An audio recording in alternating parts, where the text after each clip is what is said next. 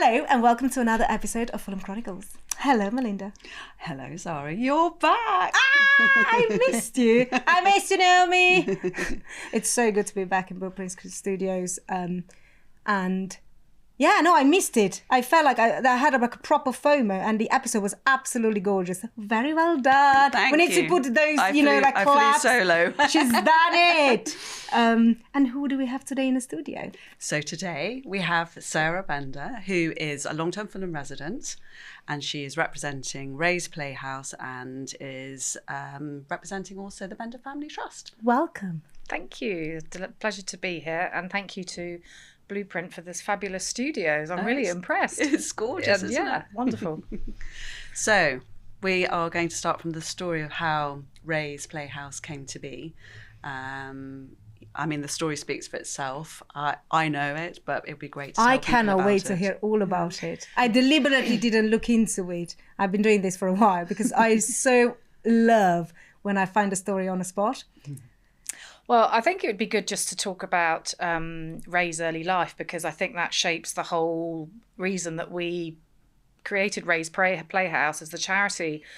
Ray was born in the late 1940s in Fulham, and as a young child he actually had polio and wasn't expected to survive. He was in an iron lung. He was read his last rites and miraculously survived. Unfortunately, that wasn't the end of the story for Ray, because although he came out of the polio relatively unscathed, he had what I would consider minor disabilities. He was then sent away to one of those rather grandiose sort of mansions in the countryside, which were for disabled children. And this was a really deeply unhappy period of his life going there. It was actually a manor house near Cobham, and he ran away several times. And it was his whole childhood was, I can't only imagine, was horrendous. It affected him deeply for the rest of his life. His mother, Wynne, she didn't want him to go there, but at the time her marriage had broken down, and I think in the late 40s, early 50s, being a single parent, having to work and bring up two children single-handedly was tough for her. So she had no choice in the matter, and he was taken away from her. When he wasn't at school, their life in Fulham, which was a very different place in the 40s and 50s, was a multi-generation family, all living in a house. I think there was about 18 or 20 of them, actually living in Maxwell Road. No indoor loo. No hot water, and life was tough. It was very, very tough growing up. And, once Ray grew up, he then had some form of independence, but he was a very shy man, and he got involved with my husband's business. He was a partner at Prestige Cars and Couriers, which is still very much in business today. And he just loved investing and spent his days reading the Financial Times, and over a period of a lifetime had accumulated significant wealth, but was just a very shy, retiring person. Sounds like he had a real spirit, though. That's why I smiled when you said he ran away. At least he did. He may have been shy, but he was like, I'm out of here. I'm going to try and escape. And the funny thing was that when he would escape with pushing somebody in a wheelchair, taking someone with him. And they would be a little gang that would... It's always the wild ones that make it, I don't want to say anything, but it's always... 100%. He definitely had that sort of fighting spirit. Brilliant. And so when he busted out of there, message would get back to his mum saying they've run away. And that was how desperate he was, and how desperately unhappy he was. What was the age that we were talking about? So when did he go to Cobham, and how?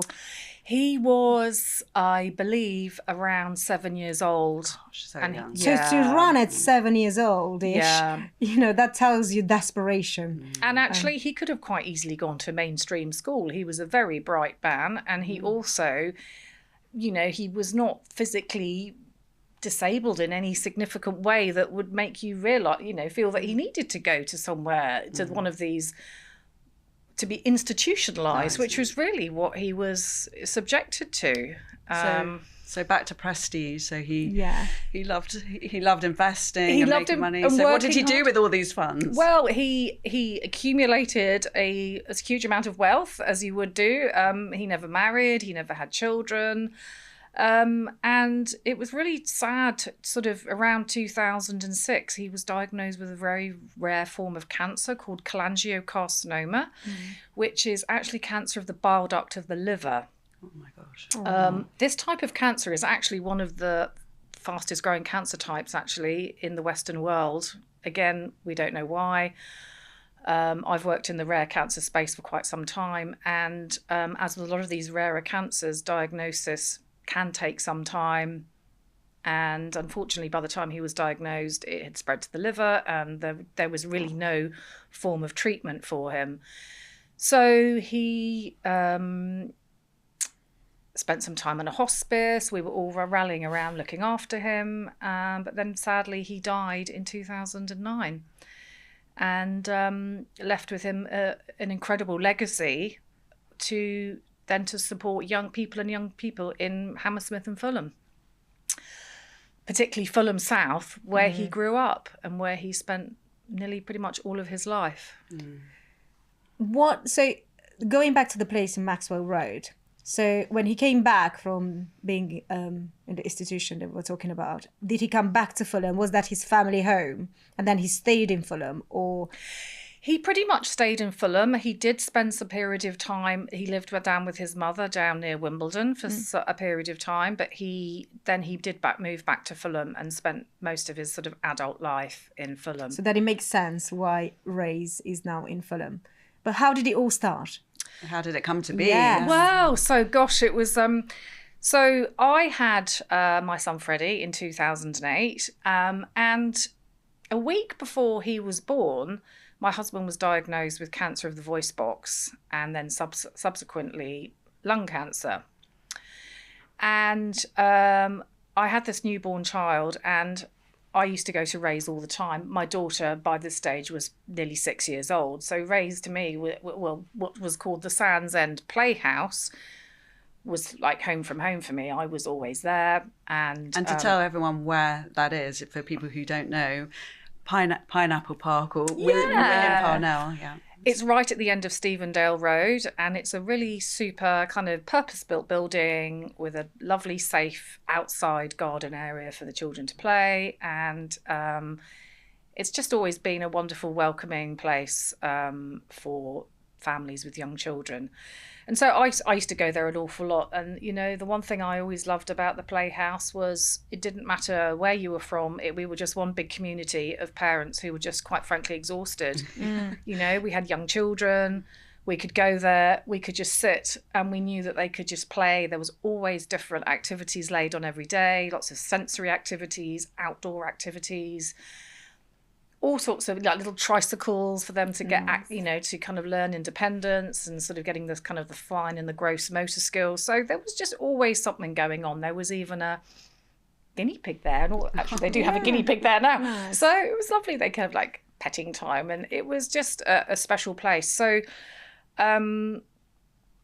devastatingly, the Playhouse then announced it was going to be closing because at the time it was wholly funded by the government and by the local council, in fact. So it then was announcing it was closing. And I, you know, like myself and hundreds of other families that used the Playhouse, this was just devastating news because I thought, well, where can we go? There really was nowhere else to go. So at the time, Ray had passed away, and we were sort of sorting out the estate and what to do with his legacy. And I spoke to Raj of Woodford Solicitors, and I said, who was managing Ray's estate, and I said, you know, this is terrible. We've got to do something about this. You know, we've got this legacy. Can we please, you know, look into this seriously? And he was very excited by the idea. I think we felt it was a completely logical fit to Ray, his early years, the fact that he grew up in poverty, you know, sickness, you know, to have this centre that was really a lasting legacy to his life. And after kind of going through hoops, sort of to get it open, we eventually opened our doors in 2011. And So 2 years after he passed away, you've done it. Yeah. And I think this is such an amazing story. It's really. a beautiful story. Yeah. And we were allowed to we were given the rights to call it Ray's Playhouse. And since that day, we've been significantly funding the Playhouse to cover the running costs, because anybody who's involved in the charity sector knows that core costs are extremely hard to get funding for. And, the running cost of having the qualified staff there to keep the place running, and to be able to be on hand to have the ratio of staff just to be able to speak to parents and support them is really vital. So we have, we've been delighted to be a major funder of the Playhouse for all these years. And we're delighted to be playing a very tiny part in helping Yes. you. Oh, So I didn't know. Yeah, so Melinda's been like kind of the eye opener to explain to me a little bit about what Ray's house and playground. Playhouse, yeah. Playhouse, Playground, yeah. is all about. And obviously now finding out the story, I think is even more. We are just so happy to. We are. to we're very excited help. to play a small little part and make Ray's Playhouse our community cause. Well, Fantastic. I know that the team there and Louise, the manager, they are always working so hard to try and raise money for the playground in particular, which gets very heavily used. So I know they're doing a big fundraising drive. They've managed to get a few new pieces of equipment, but I heard they were incoming when I went in, and I haven't seen yet, but that's really exciting. Yeah, there's some really lovely new pieces, but they're desperately fundraising for more, because it's extremely expensive to undertake an outdoor refurbishment. It's you're looking at in excess of £100,000. So they've been working really hard with community events, pub quizzes, and various other fundraising initiatives when they organise parties throughout the year, just to help with the fundraising. Yes, so that's obviously the team there is fantastic. I met Louise, and they're really special people, aren't they? And I think it would be good for people to understand that obviously it's early years and kind of what you offer, but also the fact that income from having the venue on the weekends that people can hire for parties and children's parties is really vital. Yeah, 100%. That's a really major part of our kind of income, just to keep the Playhouse doors open. I mean, without that sort of weekend income, I'm not sure that the Playhouse would be able to operate as it does. I mean, it's open every day from 9:30 until 12. We also have a quiet session on a Tuesday afternoon, so they may be for children that may have possible special needs, that need a quieter space that's less noisy, less busy. We also run other sessions throughout the week, and they also do ad hoc sort of paediatric first aid skills. Oh wow! We have had baby massage, but what's so lovely is that every day, when you go there as a visitor, a young visitor, you can expect changing activities every day. On a Friday, we have football fun. So the guys from Jollof Sports come and they do, get the kids moving and doing some football for the toddlers. And there's always a healthy snack time. So the kids love that. And what that encourages is school readiness. Yes. Because there's a lot of issues now with children making that transition from early years to starting primary school. So we try to just support the parents, support the children through that big transition where they have to learn to sit and be able to be independent with choosing food and eating, etc. So that's a big part of our the early years curriculum that they follow at the Playhouse. So just to understand, is open 7 days a week, 9 in the morning, 9:30 till 12, and then...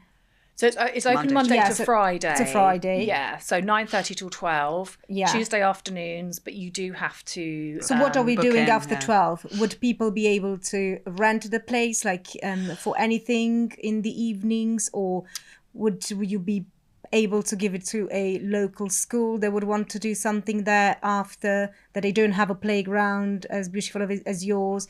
Just thinking about other streams of income that you could do, not just from the weekend. We do. So people know that you're open. We do sometimes rent it out for local residents meetings. We also have other sessions. We have a session called I Am, which is on a Thursday afternoon, which is It's All About Me. And this is a long-running programme that's part of the 3SIF funding that was from the London Borough of Hammersmith and Fulham. And we have a small group there, which is where we also operate a creche. And it's for parents to come along and just have a bit of time for themselves. Oh, that's so just nice. To talk. We sometimes they have different activities from cookery, arts and crafts. And it's become it's become a part of people's lives, actually, coming every week just to have that time and space just to talk and have some time for themselves, just to do things to take them away from the daily lives. And also not everybody has that network, you know. I think Exactly. we all realise we were lucky having a young family and we met different people. I met you at nursery school, but not everybody has that. You can then feel a bit isolated when you're a young parent. Yeah. They say it takes a village to raise a child, but people don't have that anymore. And I think having the playhouse as that anchor is a big anchor in people's lives, because they know that the staff are always same staff will be there to greet them. They're on hand for any questions or queries. And we do spend a lot of time supporting parents with anything from sort of benefits to helping them with possible concerns about their child's development. That's become even more prevalent as years go on, the amount of children requiring special educational needs requirements. And speech and language has also been a big concern for us. I think during COVID times, there's a large cohort of children that missed out on those fundamental times in their early years development that they missed out on. And then, so the Bender Family Trust, tell us a bit about the work that you do there. So the Playhouse was our first sort of major project that we've been incredibly proud of over the years. And 2019, we started funding projects at the Fulham Boys' School, which we have been a major grant funder of for the last 5 or 6 years, actually. And we put in place a 5-year programme supporting pupil development, counselling, art therapy. We also funded the school hall at the new site. Wow. Oh, really? And we've also just funded a new minibus for them. I think that, the Fulham Boys' School, we're incredibly proud of what, it almost felt to me funding the school was a bit more of a kind of a logical extension to the early years. 30% of the children at the Fulham Boys' School are on pupil premium. So, these are boys that could easily get lost along the way. And by supporting them now, then you're helping, address sort of any issues or help them and support them to go down. Well, the society, helping society, because of we all know how we are not at a good place and space with how London is being portrayed and things that actually happen. It's because people like yourselves and everything you're doing, for them in other boroughs might not be as prevalent, I think. I mean, one of the when we first started funding the school, one of the projects that we were funding was for a pupil support officer. And at the time, he had 20 pupils that he was looking after in year 9. And these were what I suppose some traditional schools would call naughty kids. They were the ones that felt misunderstood. They may have had undiagnosed learning difficulties.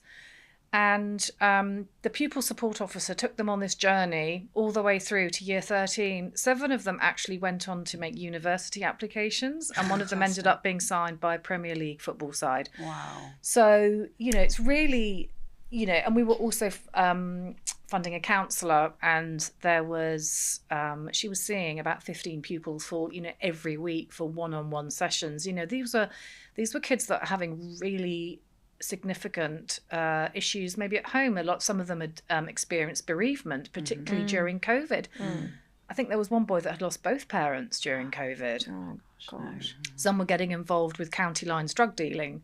That there was some really things that we would never think about happen on our doorstep, but really were. There was a boy recently whose father couldn't afford to turn on the hot water so he could have a shower.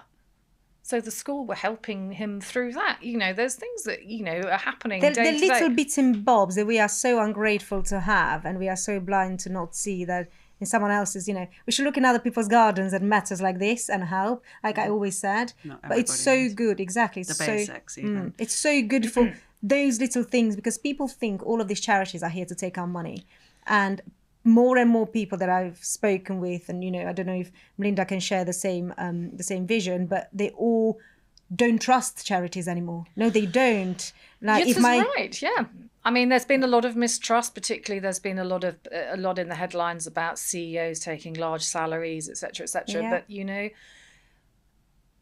I think charities need to have staff to be able to operate. They can't operate with volunteers. But I think, particularly with our funding, we've always wanted to make sure that it's there for service delivery. And with the Playhouse, it is paying for those core costs, because without the staff, the Playhouse couldn't operate. Yes. Without the staff at the Fulham Boys' School, the art therapist, the counsellor, the pupil support officer there, they couldn't, these boys, what would have happened to these boys? Well, and also the schools just don't have the budgets for that, do they? They're so stretched, and also it must be incredibly rewarding for you to see it go full circle, because as those boys come out in year 13 and go on to be successful, I'm sure that some of them will return, or they will be young men, that those younger boys in the younger years who are maybe struggling 100%. Can say, look at me and look what's been achieved. So that's incredible.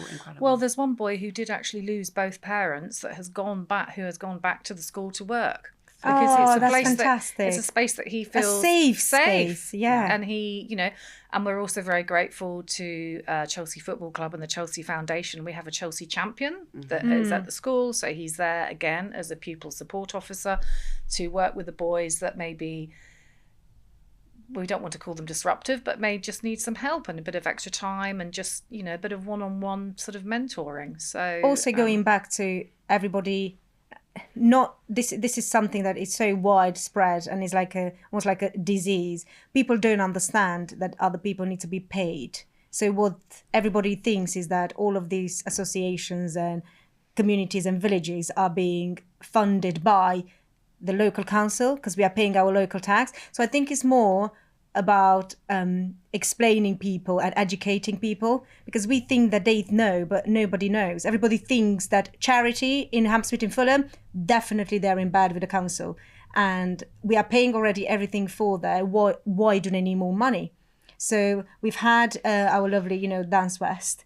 And that was, again, eye-opening, because through dance and arts and whatever not, people release everything else. They're not good at school, as you said. Not everybody's, academic, or everybody's different in a different way. And that's the beauty of it.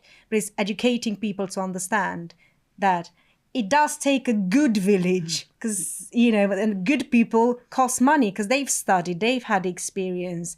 Because if not, you could work with anybody. But would those anybody's make a huge difference? So I think it's the storyline. Maybe when we have our lovely events, the future events coming, you actually will do like a case study. So it's fantastic to hear the whole story about the trust and Ray's Playhouse, but also I'd love to hear, you, like myself, have been a long-term resident of Fulham.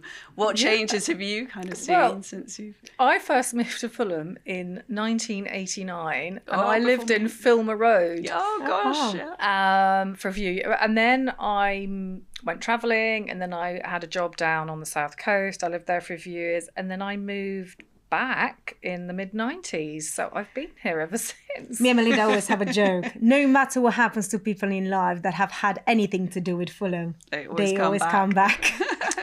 I mean, look, some things don't change. The white horse is still there. Yeah, we can't get rid of the Sloane pony. Packed every Friday and Saturday night. Even Monday. As soon as there's a bit of sunshine, or even when there isn't any. Yeah. But there's so many things that have improved in the borough. I think, my local park, South Park, Hurlingham Park, we've got polo in the park now. It's changing, and I think it's thriving. I know, it's tough economic times, although for a lot of people in the borough, I mean, I think the thing about Fulham is it is a fabric of societies that live side by side. Yeah, that's what we're always saying. It's shocking. Mm-hmm. It is shocking when you see like a 3, 4, 5 million pound house, and next to it is a council estate or a council house in between. Yeah. But I think I think we all get on well, cheap by chance. But that was always the beauty of Ray's Playhouse, because it didn't matter where we came from, what street we lived on. We were just there for our children, and we wanted to do the best for our kids. I think Fulham in general offers this, and this is something that I haven't experienced anywhere since I've been in London. Like when I came from back home, I was in East.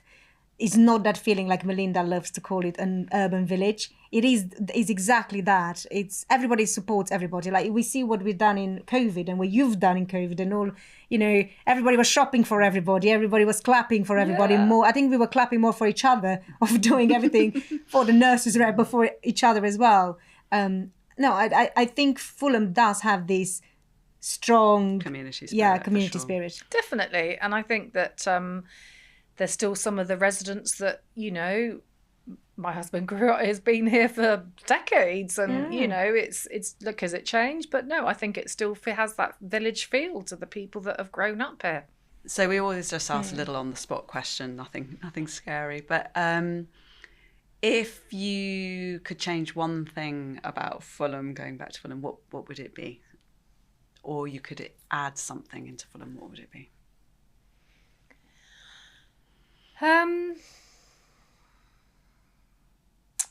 I'd love to see more green space, but I just know that's not going to be possible.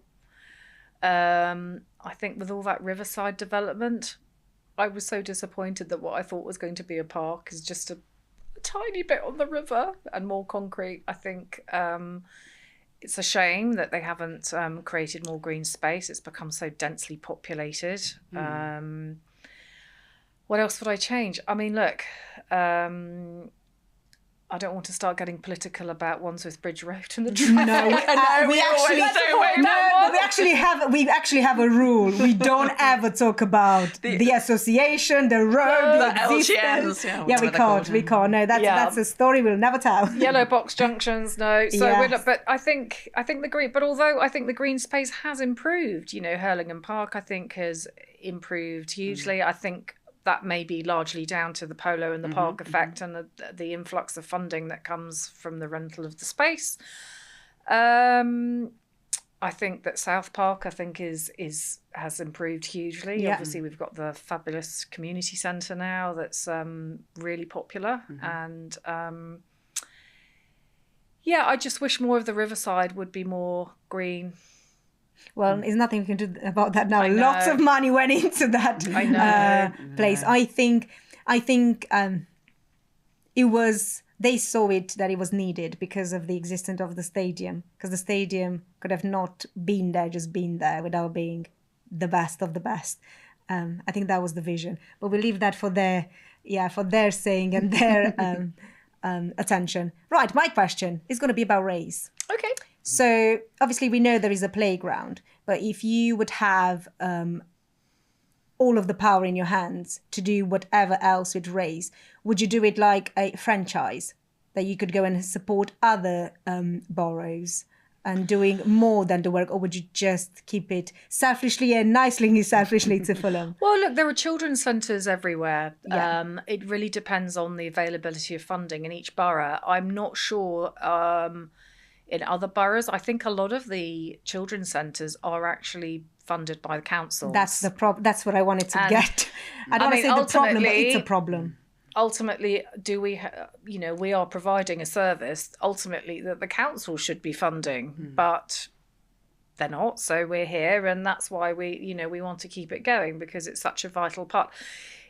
But there are some fantastic children's centres around. I mean, unfortunately, a lot of them closed after there was an initiative many years ago, a Sure Start initiative. I think that might have been around when our kids were young. Yeah. And Ray's, as it was called, the Sands End Playhouse, used to be a Sure Start centre, but that all got abolished, which I think was a tragedy, and it resulted in the closure of a lot of centres. So early years is so important. I mean, early years. Is the foundation is more important than family. When I say that, is because family collapses because of burnt out and work, and we live in a world where everything moves so fast. So I think charities such as Beautiful Rwanda you represent is something that people should look up at and say, if they've done it, we could do something about it too, because that's why the crime rate is so high.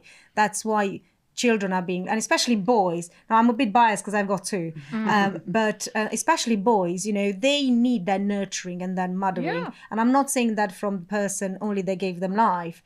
It's people around them. We send them to school. I just read something recently. We send them to school for like all years, lots of years, a decade of their life, or somebody else from a different system, a different background, to raise them, for them to see things that they might never have, or they might not. I'm not talking about it just materialistically. Maybe they are not at that level, mentally, physically, or whatever elsely. So I think having good people, they are well paid to look after them, and investing time and space and everything into them is really important. Yeah, definitely. Well, I think on that note, we shall wrap things up. Well, thank you so much for coming today. Thank and you. Should we thank Melinda, to everybody from which this beautiful podcast wouldn't be possible? We say thank you to Sarah, and we say a huge thank you to Blueprint Studios' gorgeous space. It's always so exciting to be here.